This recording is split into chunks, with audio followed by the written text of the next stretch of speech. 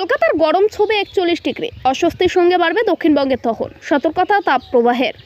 21 এবং 22 এপ্রিল সেই তাপমাত্রা 41 ডিগ্রি সেলসিয়াস ছুঁতে পারে বলে জানিয়েছে হাওয়া অফিস। কলকাতার পাশাপাশি দক্ষিণবঙ্গের অন্য জেলাগুলিতেও গরমের দাপট জারি থাকবে। গরম থেকে স্বস্তি না মেলার কথাই শোনালো আলিপুরদুয়ার আবহাওয়া দপ্তর। বরং আগামী দিনগুলিতে তাপমাত্রা আরও বাড়বে, সে সঙ্গে বৃদ্ধি পাবে অস্বস্তিও।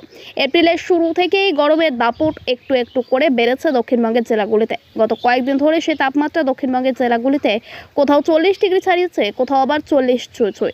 আগামী দিনে এই পরিস্থিতি খুব একটা হেরফের হবে না বলে জানিয়েছে আলিপুরদুয়ার আবহাওয়া দপ্তর। এই সপ্তাহের শেষে কলকাতার তাপমাত্রা 40 ডিগ্রি ছাড়ানোর সম্ভাবনা রয়েছে। 21 এবং 22 এপ্রিল সেই তাপমাত্রা 41 ডিগ্রি সেলসিয়াস ছুঁতে পারে বলে জানিয়েছে হাওয়া অফিস। কলকাতার পাশাপাশি দক্ষিণবঙ্গের অন্য জেলাগুলিতেও গরমের দাপট জারি থাকবে। আলিপুর আবহাওয়া দপ্তর জানিয়েছে, আগামী 3 দিন দক্ষিণবঙ্গের তাপমাত্রা 2 থেকে 3 ডিগ্রি বাড়তে পারে।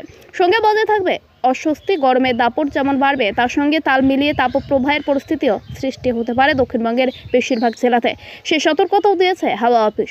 আবহাওয়া দপ্তর জানিয়েছে, 16 থেকে 20 এপ্রিল দক্ষিণবঙ্গে তাপপ্রবাহের মতো পরিস্থিতি বজায় থাকবে। আগামী 5 দিন দিনের সর্বোচ্চ তাপমাত্রা স্বাভাবিকের 3 থেকে 5 ডিগ্রি সেলসিয়াস বেশি থাকবে। উপকূলীয় অঞ্চলে আর্দ্রতার পরিমাণ বেশি থাকবে 80 থেকে 90%। ফলে ভ্যাপসা গরমও বজায় থাকবে এই কয়েকদিন। আলিপুর জানিয়েছে, মঙ্গলবার তাপপ্রবাহের মতো পরিস্থিতির সৃষ্টি হবে পূর্ব বর্ধমান, পশ্চিম বর্ধমান, পশ্চিম মেদিনীপুর এবং বাঁকুড়ার কোনো জায়গায়। 17 এপ্রিল তাপপ্রবাহের পরিস্থিতির সৃষ্টি হতে পারে পূর্ব এবং পশ্চিম বর্ধমান, ঝাড়গ্রাম, পুরুলিয়া, বাঁকুড়া, পূর্ব এবং পশ্চিম মেদিনীপুর, বীরভূম এবং মুর্শিদাবাদের 2-1 জায়গায়।